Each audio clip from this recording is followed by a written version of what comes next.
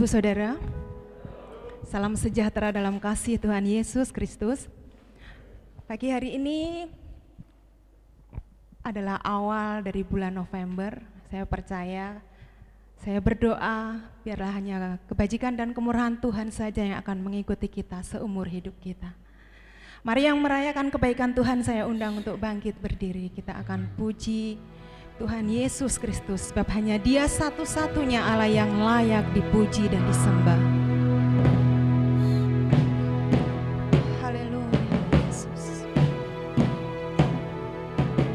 Kami menyembah-Mu pagi hari ini Tuhan. Kami bawa hati kami kepadamu Tuhan Yesus. Kami bersyukur Engkau Allah kami yang hidup. Terima kasih Tuhan.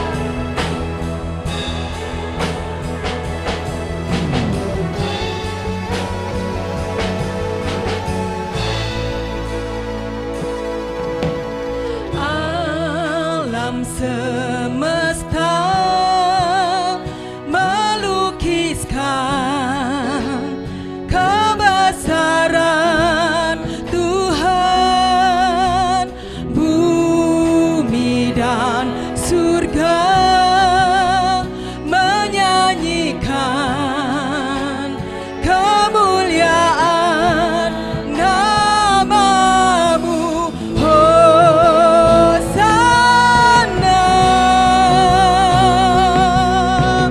Hosana,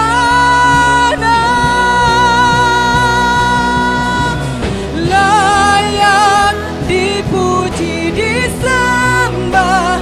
Kaulah yang bertahta dulu, sekarang dan selamanya. Raja atas segala raja, nama-Mu besar termulia, layak disembah, layak dipuji disembah. Kaulah yang bertahta dulu, sekarang dan selamanya. Raja atas segala raja, nama-Mu besar termulia. Biarlah alam semesta tunduk kepadamu Tuhan. Mari bersama katakan, alam semesta melukiskan kebesaran Tuhan, bumi dan surga menyanyikan kemuliaan nama-Mu. Hosana, Hosana,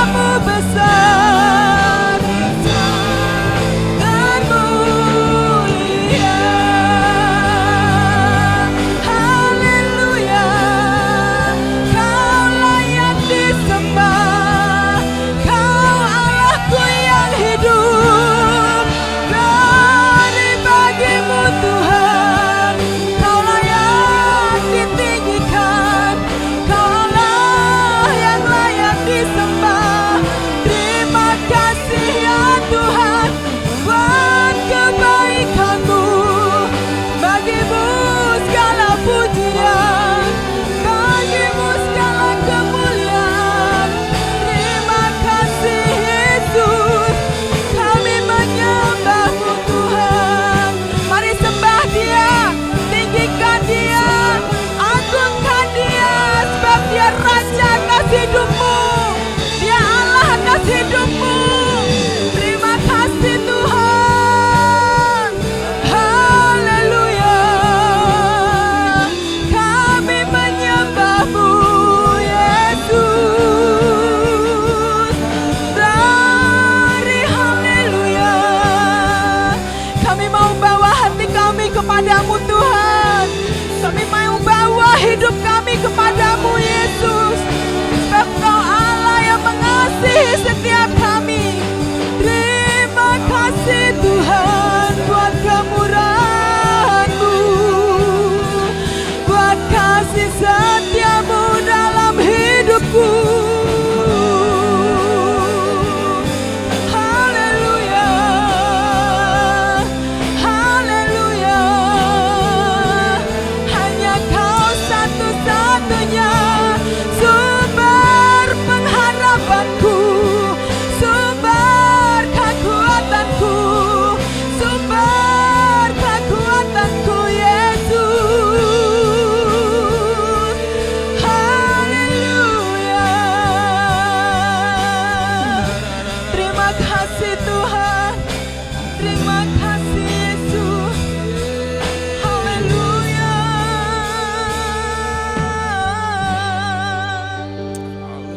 Kami bersyukur Tuhan. Kami mau nyatakan Kau Tuhan atas hidup kami. Kami mau nyatakan Kau Allah atas hidup kami. Kau yang berkuasa atas hidup kami Tuhan. Engkau yang berdaulat atas hidup kami Tuhan. Kami percaya Tuhan, Engkau hadir di tengah-tengah kami Tuhan. Kami siap untuk merayakan kebaikan-Mu Tuhan sepanjang hidup kami. Terima kasih Tuhan, hanya Engkau satu-satunya Allah yang layak dipuji dan disembah. Tiada yang lain Tuhan, hanya Engkau saja Tuhan kami. Terima kasih Tuhan Yesus. Kami siap memuji dan membesarkan Engkau. Hanya di dalam nama Tuhan Yesus Kristus yang siap menyembah Tuhan bersama katakan amin. Shalom Bapak Ibu Saudara. Mari berikan salam Immanuel buat saudara-saudara kita. Oke, Allah kita Allah pemenang, amin.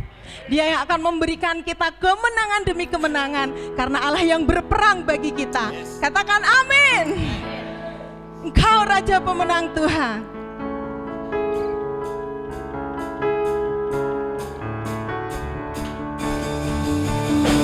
Wow, wow, wow, wow, wow, wow. Katakan dia telah menyatakan besarnya kasih-Nya yang selamatkan kita.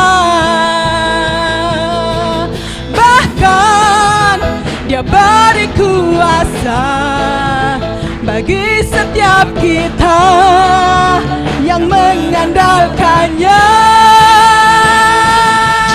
Hanya Yesus Tuhan dahsyat berkuasa, Sang Raja pemenang yang memerintah. Katakan tak ada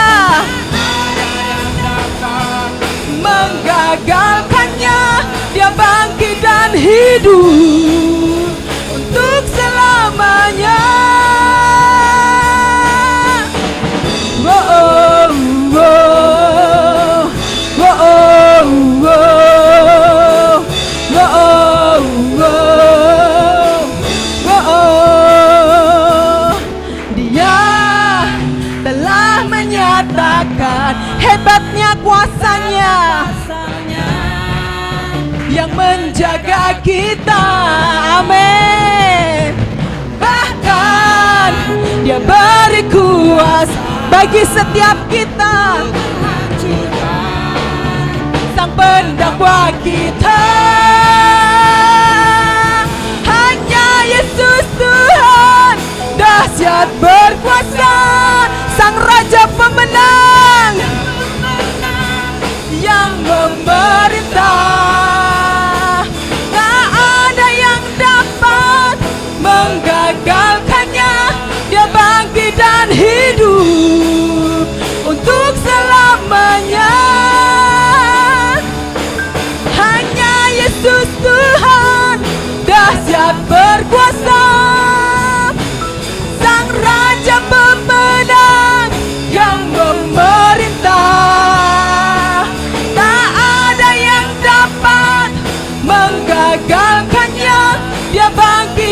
hidup untuk selamanya.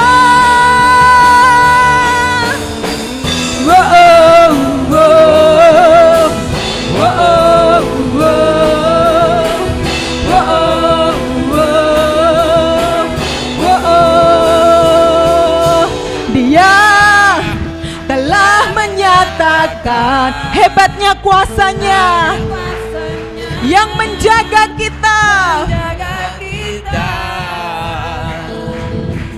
Bahkan Dia beri kuasa untuk menghancurkan semua pendakwa kita. Hanya Yesus Tuhan dahsyat berkuasa, Sang Raja pemenang yang memerintah. Tak ada yang dapat menggagalkannya. Dia bangkit dan hidup untuk selamanya. Katakan hanya Yesus, Yesus Tuhan dahsyat berkuasa, Sang Raja pemenang yang memerintah. Tak ada yang dapat menggagalkannya. Dia bangkit dan hidup untuk selamanya. Dia bangkit untuk selamanya. Sekali lagi katakan Dia bangkit dan hidup untuk selamanya.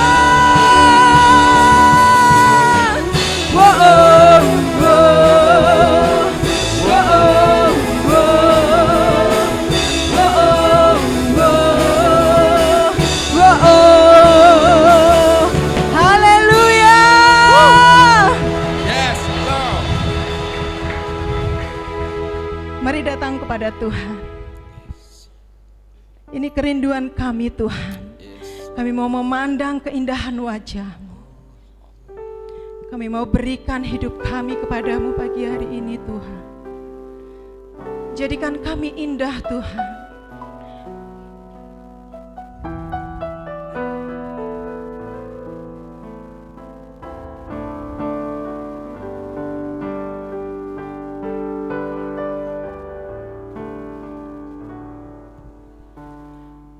Ku datang ya Bapa dalam kerinduan,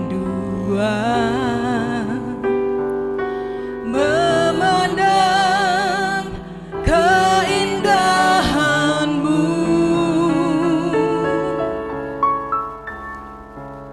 Ku berikan segalanya,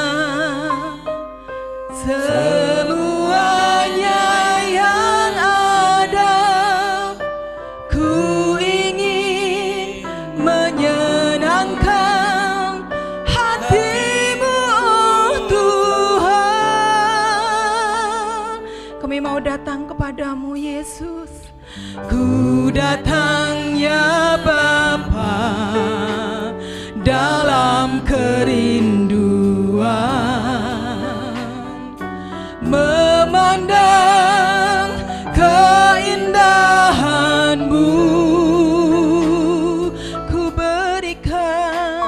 Ku berikan segalanya, semuanya yang ada.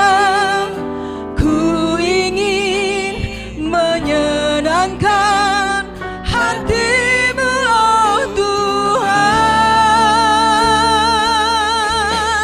Jadikan aku indah yang Kau pandang mulia, seturut karya-Mu di dalam hidupku. Ajarku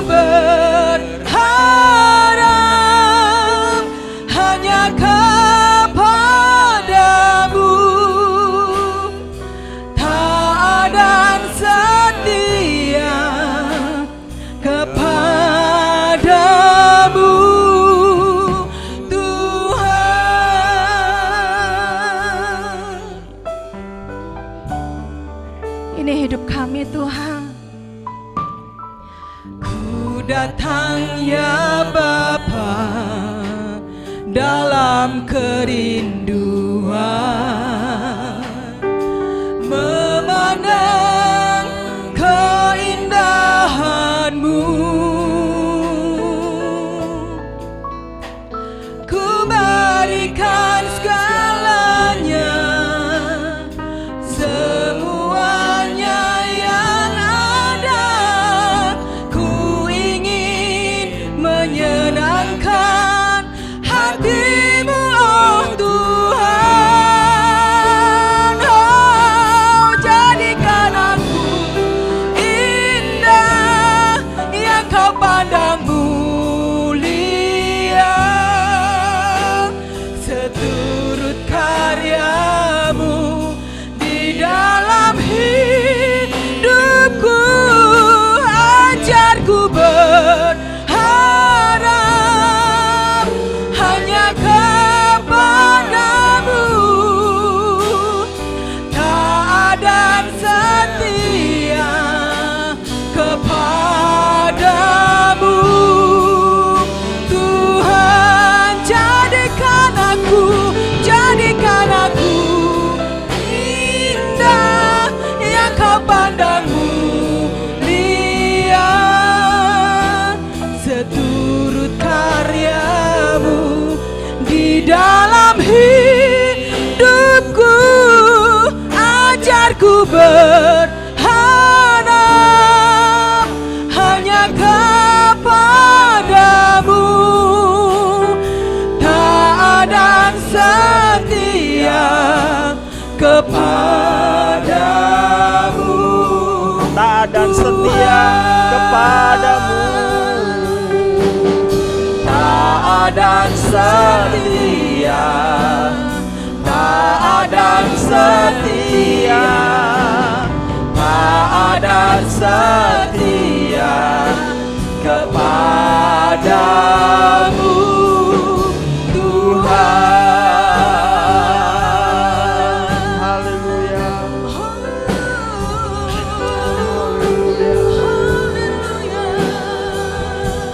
Haleluya.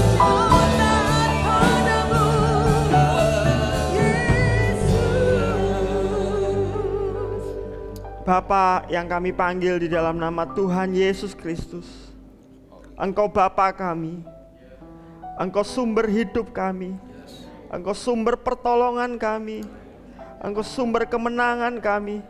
Dan kami percaya kasih karunia-Mu cukup buat kami untuk memenangkan setiap pertandingan kehidupan yang harus kami jalani. Kami bersyukur Tuhan, ajar kami sungguh-sungguh menjadi anak-anak-Mu yang menyadari bahwa Engkau Bapa sumber hidup kami. Terima kasih kami menjadi anak-anak Allah yang besar itu. Dan kami percaya kelimpahan Kau sediakan buat setiap kami. Biar hati kami terbuka dalam setiap hidup kami, setiap hari-hari kami akan kasih dan kemurahan-Mu. Bersabdalah Engkau di tengah-tengah kami Tuhan, karena kami siap mendengar. Mari Roh Kudus, singkapkan kebenaran-Mu dalam hati kami. Dalam nama Yesus, haleluya, amin, amin. Silakan duduk Bapak Ibu Saudara. Shalom, shalom. Kemurahan, kebajikan Tuhan berlimpah atas setiap hidup kita, amin. Tema firman Tuhan hari ini adalah taat segenap hati. Kita akan melanjutkan di dalam Yosua pasal yang ke-6 ayat 1 dan ayat yang kedua. Yosua pasal 6 ayat 1 dan ayat yang kedua. Di kota Yeriko, pintu-pintu gerbang sudah dijaga ketat dan ditutup rapat-rapat supaya orang Israel tidak dapat masuk. Tidak seorang pun diperbolehkan masuk atau keluar kota itu. Tuhan berkata kepada Yosua, "Sekarang aku serahkan kepadamu Yeriko dengan rajanya dan semua tentaranya yang berani-berani itu." Bapak Ibu Saudara, ini adalah babak baru buat Israel untuk sekali lagi melihat mujizat yang besar. Ada sebuah tembok tebal di depan Israel. Bahkan pintu-pintunya sudah dijaga ketat ditutup rapat-rapat. Mungkin lalat aja nggak bisa lewat. Terlalu rapat, temboknya tebal, tinggi, pintunya ditutup begitu rapat. Dan tidak hanya itu, dijaga oleh tentara-tentara yang gagah berani. Artinya apa? Musuh yang harus Israel hadapi sudah siap dengan seluruh sumber dayanya, dengan seluruh keahliannya, dengan seluruh perlengkapannya. Jadi menurut saya yang dihadapi Israel adalah kemustahilan. Israel bukanlah tentara-tentara yang terlatih berperang. Mereka bangsa nomaden. Mereka jumlahnya nggak banyak, hanya 40.000.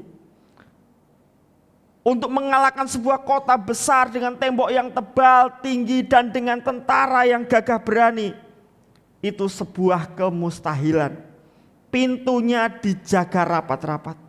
Namun demikian, yang Yeriko tidak sadari dari Israel adalah Israel bersama dengan Tuhan. Yang Yeriko tidak pahami adalah Israel bersama dengan Tuhan yang besar. Betul, mereka temboknya tebal, temboknya tinggi, tertutup rapat, disertai dengan tentara yang gagah berani. Tetapi Israel bersama Tuhan jauh lebih besar dari tembok Yeriko. Itu sebabnya Tuhan berkata, sekarang aku serahkan kepadamu Yeriko dengan rajanya dan semua tentaranya yang berani-berani itu. Pertanyaannya adalah, bagaimana Israel dapat mengalaminya? Bagaimana Israel dapat mengalami kehadiran Tuhan yang nyata, dan ketika Tuhan hadir, Tuhan melakukan perbuatan yang ajaib. Kita akan belajar dari sini. Bapak Ibu, kita harus menyadari bahwa jalan-jalan hidup kita enggak selamanya mudah. Kadang Bapak Ibu Saudara dan saya harus menghadapi tembok yang tebal, tembok yang tinggi, pintu-pintu yang tertutup rapat, bisnis-bisnis yang tertutup, usaha-usaha yang tertutup, hubungan-hubungan yang tertutup, dan itu membuat kita frustrasi. Bagaimana jalan keluarnya? Bagaimana saya dapat menghadapi tantangan ke depan? Kadang-kadang kita menghadapi tembok yang tebal, yang begitu kuat, dan belum lagi intimidasi dari musuh yang gagah berani, perkataan-perkataan negatif yang diluncurkan kepada kita, panah api si jahat yang terus menyerang pikiran dan perasaan kita. Kita bisa saja menjadi takut dan gentar. Tetapi hari ini ingat, Tuhan berkata, sekarang aku akan menyerahkan musuh-musuhmu. Amin, saudara. Bagian kita adalah bagaimana Israel dapat mengalami mujizat Tuhan. Sekali lagi saya katakan, yang di depan Israel adalah kemustahilan. Tidak ada celah sedikit pun buat Israel untuk bisa masuk mengalahkan Yeriko dengan kekuatannya sendiri. Sumber dayanya terbatas, pengalamannya terbatas, dan hanya ada kemustahilan. Tetapi bukankah tidak ada yang mustahil bagi Tuhan dan bagi orang yang percaya kepada Dia? Mari kita lihat apa arahan Tuhan. Ayat yang ketiga, engkau dan tentaramu harus berbaris mengelilingi kota itu sekali sehari selama 6 hari. 7 orang imam masing-masing membawa trompet harus berjalan di depan peti perjanjian.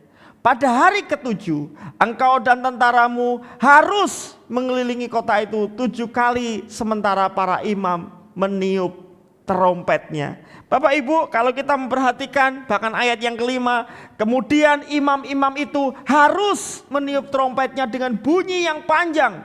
Begitu kalian mendengar bunyi yang panjang itu, semua tentara harus bersorak dengan gemuruh, maka tembok kota itu akan runtuh. Lalu kalian semua harus langsung memasuki kota itu. Bapak Ibu perhatikan, berapa banyak kata harus. Berapa banyak kata harus. Harus dari 3 ayat ini saja. Ada beberapa kali diulang-ulang oleh Tuhan, harus. Prosesnya lucu, saudara. Israel itu suruh muter Yeriko sehari sekali, dan itu nggak boleh ngomong. Saudara bisa bayangkan, musuh sudah siap di atas tembok Yeriko, panah sudah siap. Nalurinya adalah teriak-teriak, nalurinya adalah menebar ketakutan, nalurinya adalah piye. Tapi Tuhan ngomong, Shut up. Diam. Diam, puterin aja. Sehari sekali. Sehari nggak terjadi apa-apa. Hari kedua, hari ketiga, hari keempat, hari kelima, hari keenam, hari yang ketujuh muter 7 kali. 6 kali pertama diam aja, muter.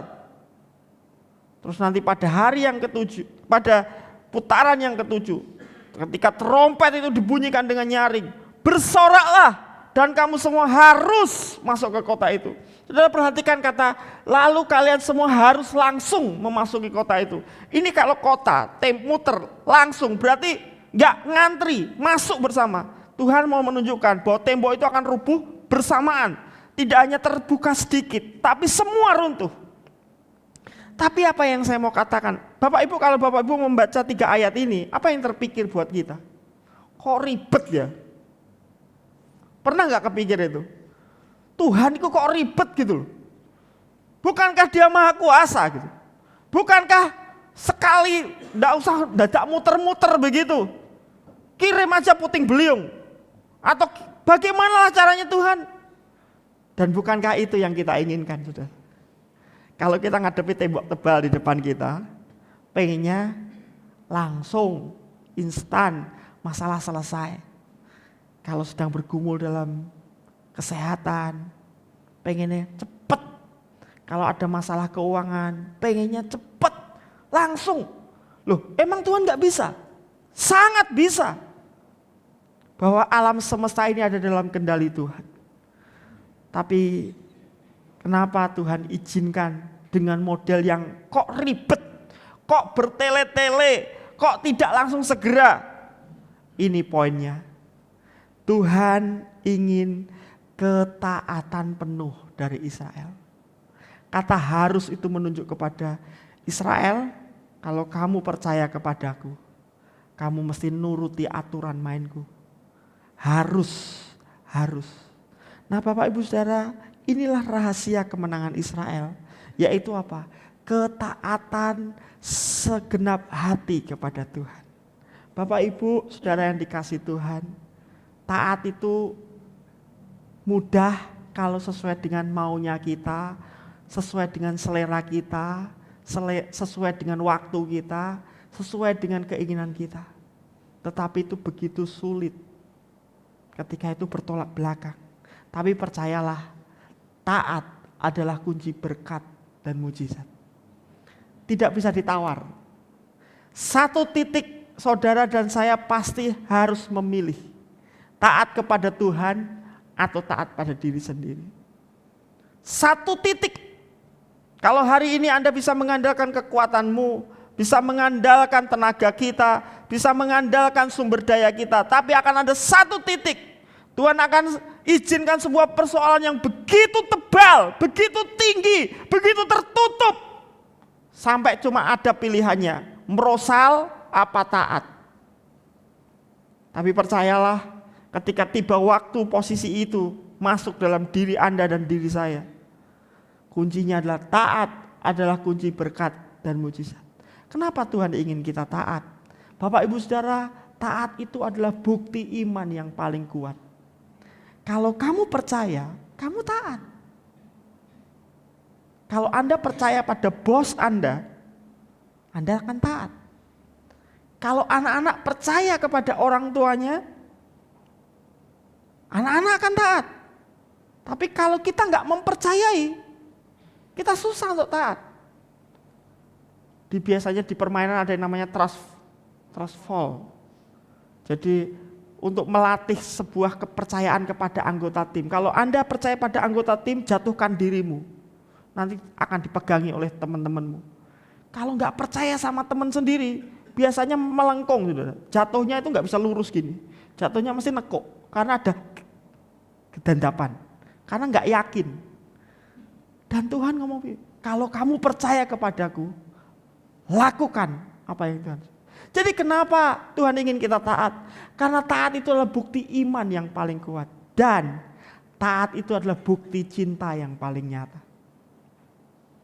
Bapak Ibu Saudara yang dikasihi Tuhan, kalau engkau mengasihi Tuhan, engkau pasti taat kepada Tuhan. Matius 16 ayat 24. Lalu Yesus berkata kepada murid-muridnya, setiap orang yang mau mengikut aku, yang percaya kepadaku, yang mau berserah kepadaku, ia harus menyangkal dirinya, memikul salibnya, dan mengikut aku. Artinya apa? Setiap orang yang mau percaya bergantung kepada Tuhan, yang mau sungguh-sungguh beriman percaya kepada Tuhan, buktinya apa? Sangkal dirimu, pikul salibmu. Sangkal diri itu berarti hidup hanya melakukan kehendak Allah. Sebelum Tuhan menyatakan kuasanya yang dahsyat kepada Israel, sebelum Tuhan menyatakan kuasanya yang dahsyat kepada kita, Ia ingin kita percaya dan berserah penuh kepadanya. Nah, iman itu harus dibuktikan melalui ketaatan. Mudah taat kalau sesuai dengan keinginan dan harapan kita, seperti yang tadi saya katakan. Tapi itu akan sangat sulit apabila itu bertentangan dengan diri kita sendiri. Itu sebabnya penting untuk kita menyadari bahwa mengikut Yesus itu berarti harus menyangkal diri dan memikul salib. Yesus taat sampai mati dengan membuktikan sekalipun menghadapi via dolorosa, jalan penderitaan, dipaku, disalibkan, dianiaya, Yesus tetap jalani karena Yesus berkata, bukan kehendakku ya Bapa, tapi kehendakmu. Saudara, gak mudah buat orang yang punya kuasa, tetapi harus menundukkan kuasanya. Yesus bisa turun dari salib. Yesus bisa menaklukkan musuh-musuhnya. Bahkan ketika para murid hendak membela dia, untuk apa? Memang kamu gak percaya bahwa aku sanggup meminta 12 pasukan, kalau tidak salah, meminta malaikat-malaikat di sorga untuk membinasakan mereka. Bisa. Tapi bukan kehendakku yang jadi, kehendak Bapa yang jadi. Bapak Ibu, ini waktunya kita mengalami keajaiban. Saya percaya setiap kita rindu mengalami berkat dan keajaiban Tuhan. Tapi maukah kita masuk dalam fase ketaatan penuh kepada Tuhan? Menyangkal diri, memikul salib setiap hari. Lalu Yohanes 14 ayat 15. Jikalau kamu mengasihi aku, kamu akan menuruti segala perintahku. Ini yang tadi saya katakan, ketaatan adalah bukti cinta yang paling nyata. Kalau istri mengasihi suami, istri akan dengan sukarela taat kepada suami. Kalau suami mengasihi istri, suami akan dengan sukarela melakukan apa yang diinginkan istrinya. Dan kalau Anda dan saya mengasihi Tuhan dengan segenap hati, kita pasti akan dengan senang hati taat. Jadi ini yang Tuhan mau. Itu sebabnya tema firman Tuhan hari ini adalah taat segenap hati. Karena taat itu gak cuma membutuhkan perilaku, tetapi membutuhkan hati. Hati yang mengasihi. Kalau kita taat kepada Tuhan tidak dengan hati yang mengasihi, ada batasnya. Tuhan, aku udah taat 10 tahun, kok masih juga ngalami penderitaan. Hilang kita.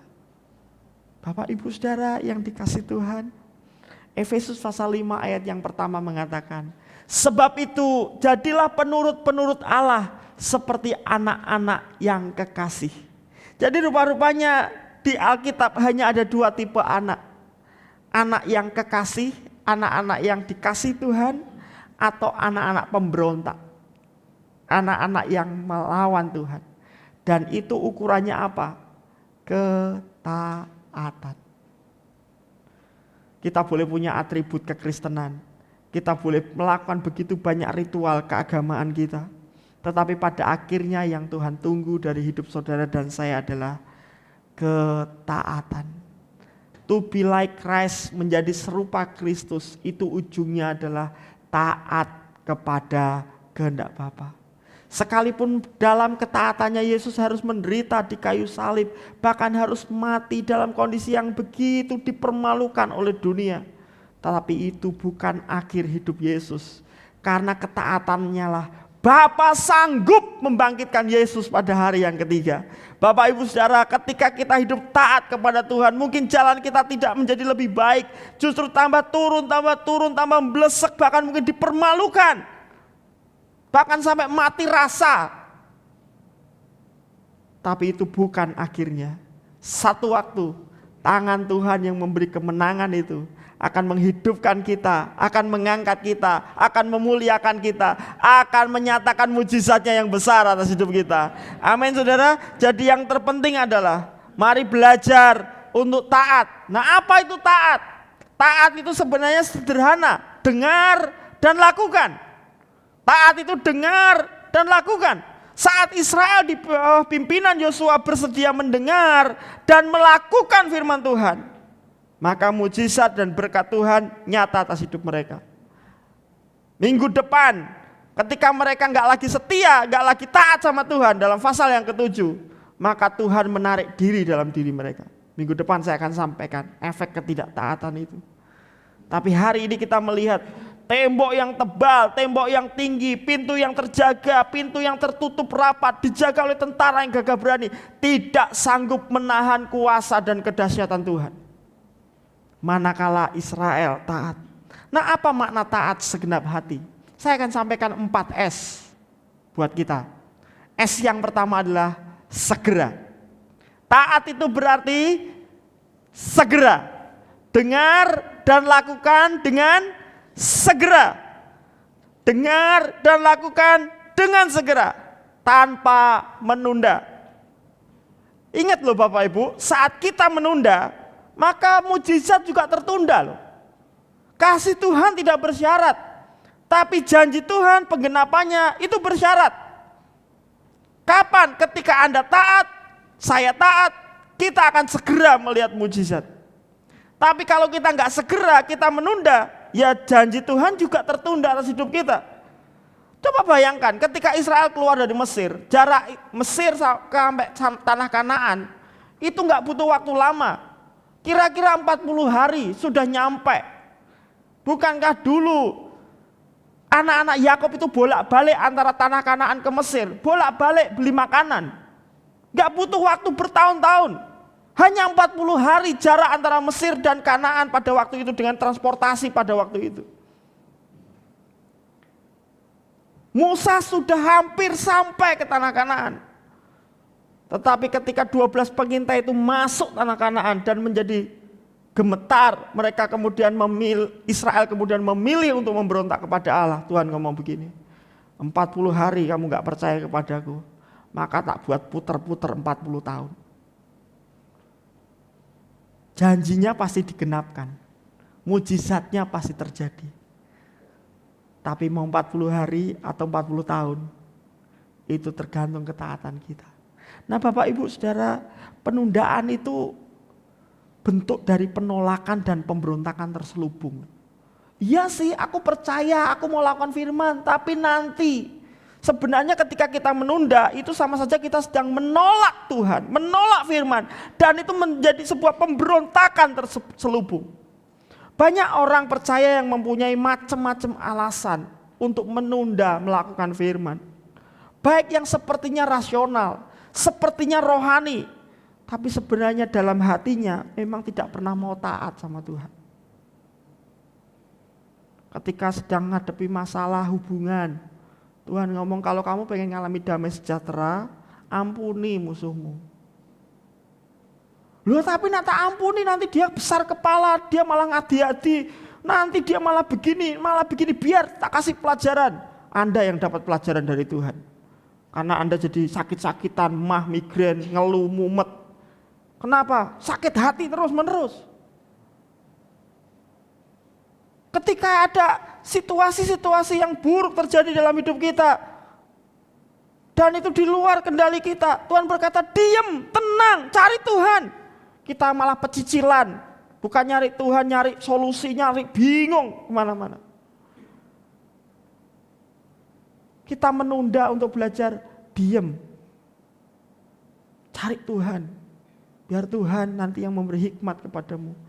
Belum diam sih di ruang doa, tapi pikirannya kemana-mana. Bapak Ibu Saudara, taat itu yang pertama segera. Apapun yang Tuhan suruh, segera. Mungkin sepertinya nggak tahu maksudnya. Lah kok suruh muter sih? Sehari sekali opo maksudnya? Apakah dengan muter itu terus kemudian pondasinya pada rontok, kan nggak ada hubungannya. Dinalar-nalar nggak masuk akal. Ya belajar percaya kepada waktu dan cara Tuhan. Amin. Tuhan yang mempunyai langit dan bumi itu tahu persis jalan hidup kita. Dia Bapa yang baik, dia tahu kebutuhan kita, dia tahu kesanggupan kita.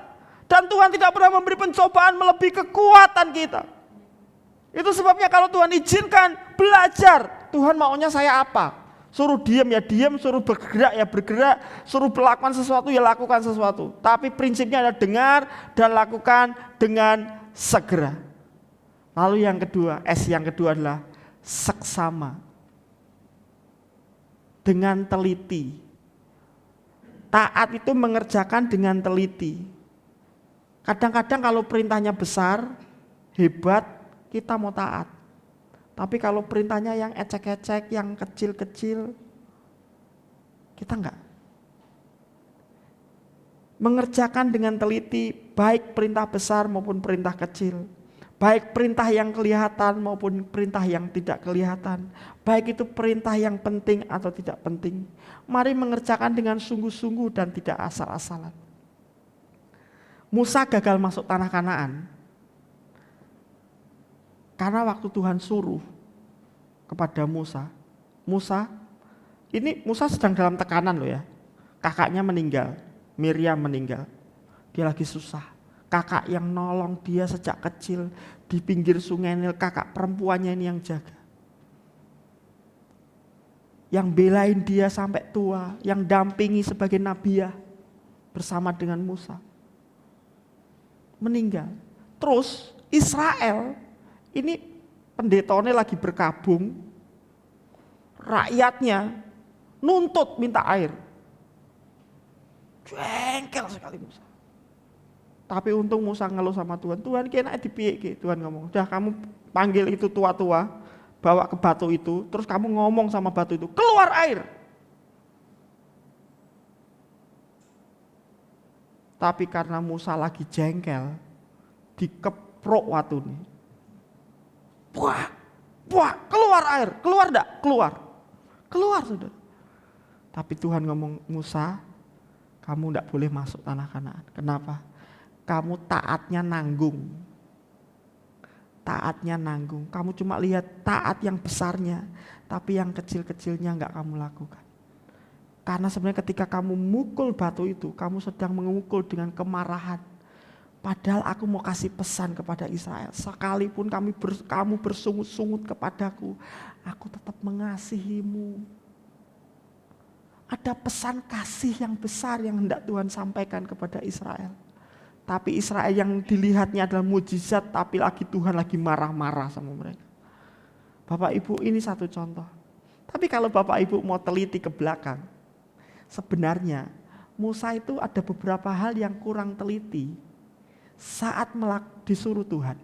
Dalam 10 tulah, kami beberapa teman-teman di sini lagi merenungkan soal tulah-tulah kemarin. Coba perhatikan. Ketika Tuhan ngomong gini, angkat tanganmu Musa. Lalu Musa mengangkat tongkatnya. Coba selidiki. Per tulah ada beberapa yang skip sedikit, meleset sedikit. Tuhan ngomong, ulurkan tongkatmu Musa. Maka Musa mengulurkan tangannya. Mujizat terjadi. Tapi maksud saya begini, ternyata itu kebiasaan kecil yang kemudian dadi. Nangkep maksud saya saudara? Di awal-awal pelayanan Musa sudah belajar untuk taat, tapi nggak terlalu seksama, nggak terlalu teliti. Ya masih dikompromi sama Tuhan, oke lah. Tapi setelah 40 tahun berikutnya, lama-lama jadi habit, kebiasaan. Hati-hati loh Bapak Ibu Saudara. Belajar taat sama Tuhan tuh coba yang teliti. Ya sih, saya harus menghormati Tuhan. Bukti menghormati Tuhan, menghormati pemerintah, menghormati hamba Tuhan, menghormati peraturan-peraturan yang sudah Tuhan tetapkan. Lakukan sih, pakai masker misalnya. Jaga jarak misalnya. Ya sih saya pakai masker kok Pak. Tapi nganggone sakarepe dhewe. Bapak Ibu, ini kayaknya remeh-temeh, tapi satu waktu Tuhan akan minta pertanggungjawaban kita. Satu waktu, kebiasaan kita yang ketoknya biasa, satu waktu itu akan menghasilkan buah. Karena apa yang kita tanam, itu yang akan kita tabur. Itu yang akan kita tuai. Jadi kalau sama anak kita nyepeleke waktu kecil, alah cah cilik ngerti apa. Tanpa sadar kita sedang menanam, meremehkan anak kita. Nanti ketika kita tua, anak kita juga meremehkan kita. Karena itu yang kita tabur. Jadi ketika Tuhan berkata, orang tua jangan dukakan hati anak. Anak-anak hormati orang tua. Mari belajar untuk seksama. Mari lakukan tugas-tugas besar sama berkualitasnya ketika ada tugas-tugas kecil. Ketika Tuhan percayakan hal-hal yang kelihatan sama berkualitasnya ketika enggak kelihatan. Wah, kalau jadi WL, jadi pelayan Tuhan ini semangat karena kelihatan. Tapi bagaimana kalau disuruh jadi tim doa, disuruh nyapu ngepel gereja, yang enggak kelihatan banyak orang. Apakah kita melakukan dengan segenap hati, sungguh-sungguh, detail, atau enggak ada yang ngawasi, asal wae. Bagaimana kalau itu tugas-tugas yang sederhana dan enggak penting? Bapak Ibu, percayalah, ketaatan itu kunci berkat dan mujizat. Apa yang enggak dipandang orang, Tuhan lihat. Daud begitu teliti, begitu seksama ketika dipercaya 2-3 ekor domba. Dia sungguh-sungguh bertanggung jawab. Dan ketika 2-3 ekor ini betul-betul dipelihara Daud dengan sungguh-sungguh, Tuhan mempercayakan Daud untuk menggembalakan Israel menjadi bangsa yang besar. Tergantung kita, maukah kita lebih seksama? Kadang-kadang kita bisa meleset, enggak apa-apa, yang penting jangan karena sengaja. Sengaja enggak teliti, alah yang penting. Bapak Ibu kalau ke gereja tolong daftar dulu ya. Alah, paling yono kursine. Enggak rak meh diusir. Nak diusir pindah gereja. Hati-hati Bapak. Mari belajar. Hal-hal yang kelihatannya sepele, kalau Anda lakukan atas nama Tuhan, karena Anda menghormati Tuhan, ada buahnya.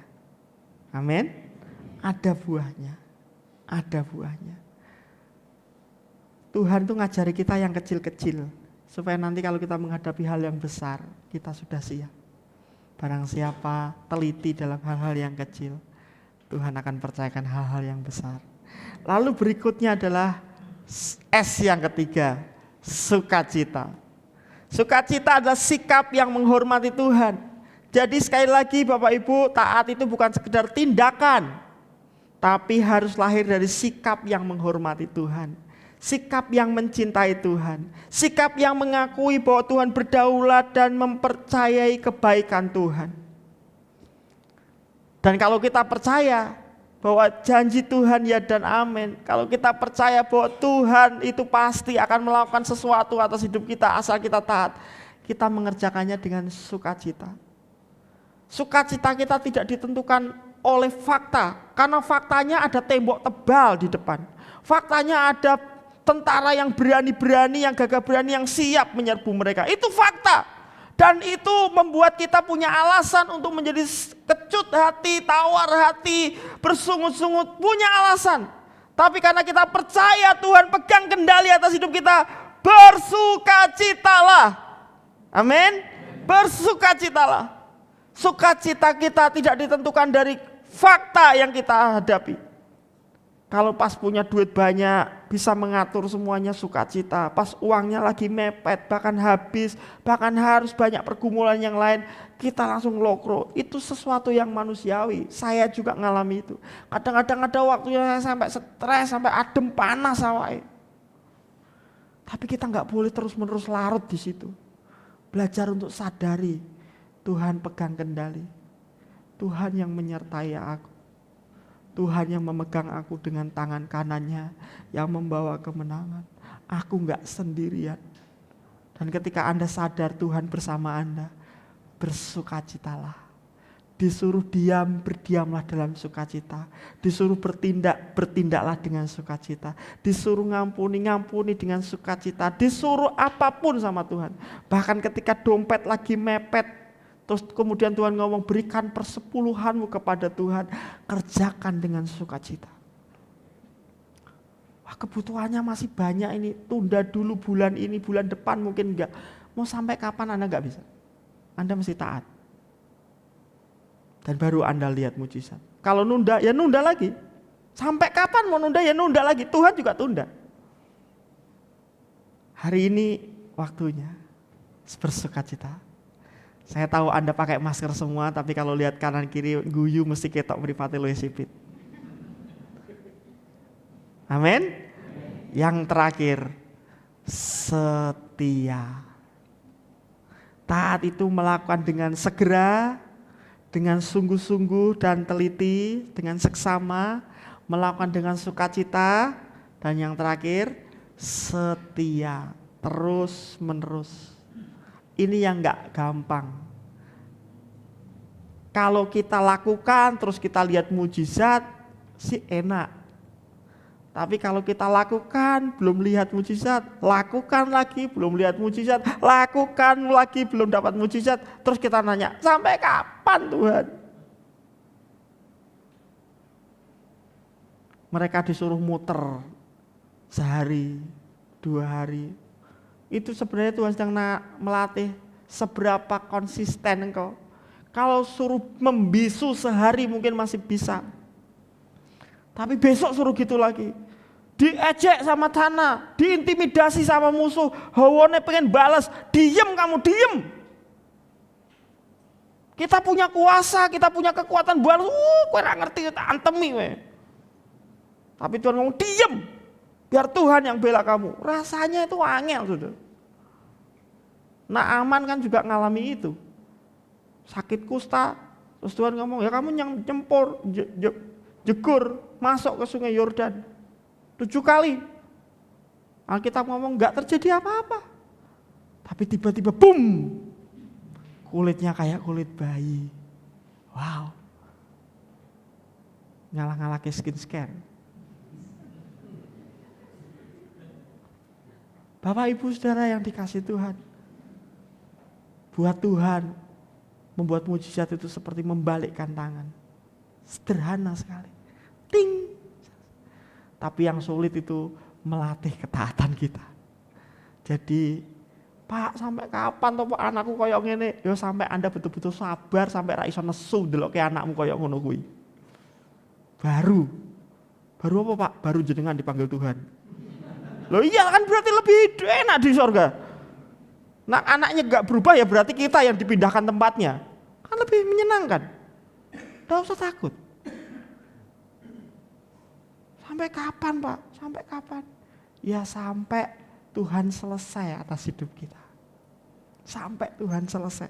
Sampai wah ini sudah serupa dengan Kristus, cocok jadi mempelai Kristus, dipundhut Gusti. Tapi kalau belum, iki wong grundel terus nak nang surga ngelek-ngelek. Kalau di surga yang lain sukacita yang grundel terus, iki ngebot-ngebot wis kan nang kene sik sampai paripurna. Jadi to be like Christ itu adalah persiapan kita untuk di surga, Bapak Ibu Saudara. Jadi jangan cuma lihat persoalan ini harus selesai di dunia ini, enggak, belum tentu. Ada yang saudara nanggung penderitaan sampai mati itu ada. Kok rasanya enggak ada hasilnya? Itu kan menurut kata orang, ya ampun orang itu menderita sampai mati, ketulo-tulo sampai mati, itu kan menurut kita. Tapi Tuhan ngomong jangan, wah kamu sudah menang, kamu sudah teruji. Hatimu sudah semeleh, kamu sudah betul-betul bergantung kepada gue, balik wae. Dunia tidak tempat yang tidak tepat untukmu, surga adalah tempat yang tepat untukmu. Keren gak saudara? Jadi jangan salah, kalau ada saudara-saudara kita yang kemudian dipanggil Tuhan dalam kondisi yang sangat menderita, kita pikir dia kena tulah, dihukum Tuhan, belum tentu. Jadi apapun, mari belajar taat. Melakukan dengan apa? Segera, seksama, sukacita, setia. Jangan kalau pas butuh Tuhan tok baru belajar taat. Tapi dalam setiap hari mari belajar konsisten setia sama Tuhan. Ingat, Bapak, Ibu, Saudara dan saya dipanggil Tuhan, ditebus Tuhan, dan masih diizinkan tinggal di dunia ini supaya saudara mendatangkan mujizat dan kemuliaan Tuhan. November itu selalu terkenal dengan istilah November rain, hujan. Dan Alkitab ngomong Bapa di sorga itu memberikan hujan kepada orang baik dan orang jahat. Amin. Tapi saudara mesti ingat, hujannya bentuknya macam-macam loh. Kadang-kadang ada hujan yang membuat tumbuhan bisa tumbuh dengan baik. Tapi kalau pas dapat hujan badai, pohon-pohon rontok. Dan inilah siklus kehidupan. Ada waktu-waktunya kita mengalami hujan berkat sedemikian rupa. Tapi besok tiba-tiba kita mengalami hujan badai. Tapi percayalah itu juga sama-sama hujan yang Tuhan berikan kepada kita. Untuk apa? Ya kadang-kadang kita nuai, kadang-kadang dipangkas biar tahun depan menuai lebih banyak lagi. Tapi yang terpenting adalah taatlah.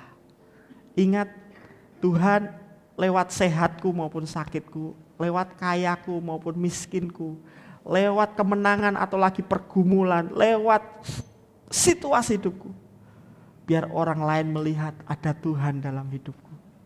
Ada mujizat yang nyata setiap hari. Mujizat itu enggak hanya dalam bentuk yang sakit disembuhkan, yang sedang berkekurangan dipenuhi. Tapi mujizat yang terbesar adalah ketika kita tidak kehilangan damai, sejahtera dan sukacita yang melampaui segala akal. Bahkan di tengah badai sekalipun. Kiranya Tuhan memberkati kita. Sama-sama bangkit berdiri, kita datang kepada Tuhan. Hidupku menggenapi firman-Mu, tanda mujizat sertai tiap langkahku. Kau bersamaku di dalamku, jadi bukti kebesaran.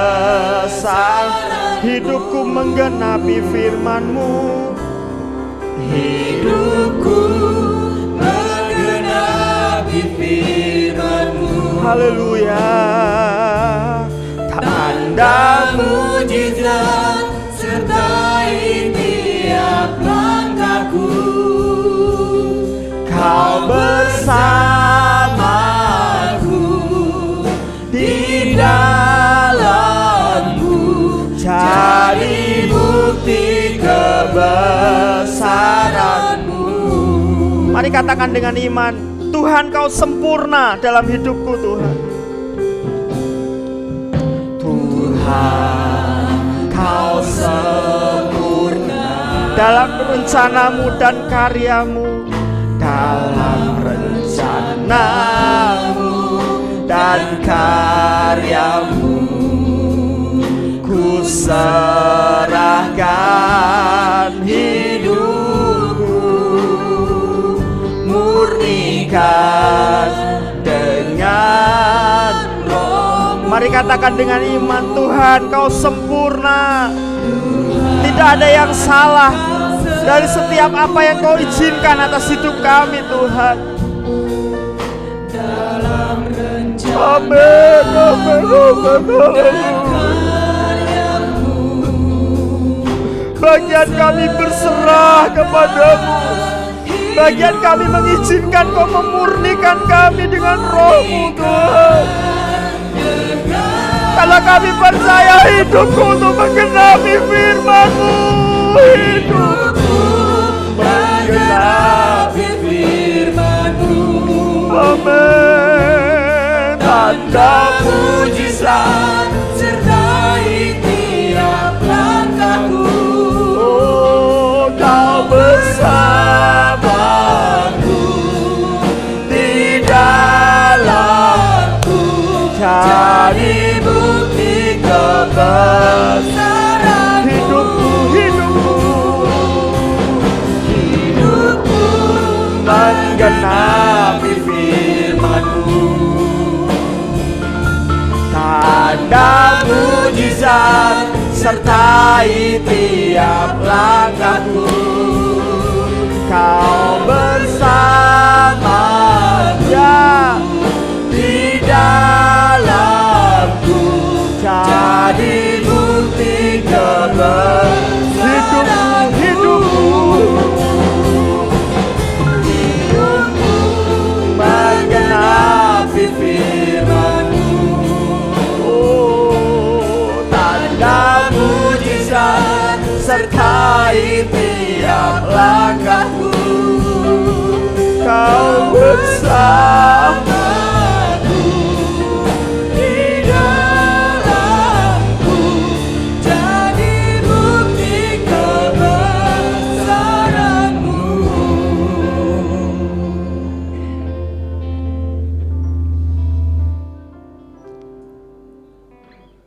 Mari arahkan hati kita kepada Tuhan.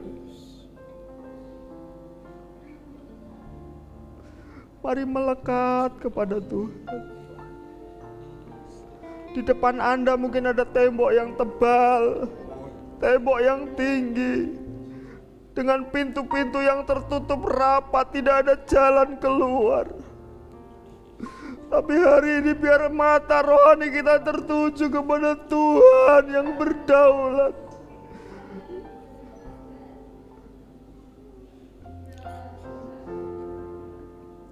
Tidak ada tembok yang terlalu tebal buat Tuhan. Tidak ada tembok yang terlalu tinggi buat Tuhan. Hanya yang Tuhan nantikan adalah ketaatan kita, segenap hati kita.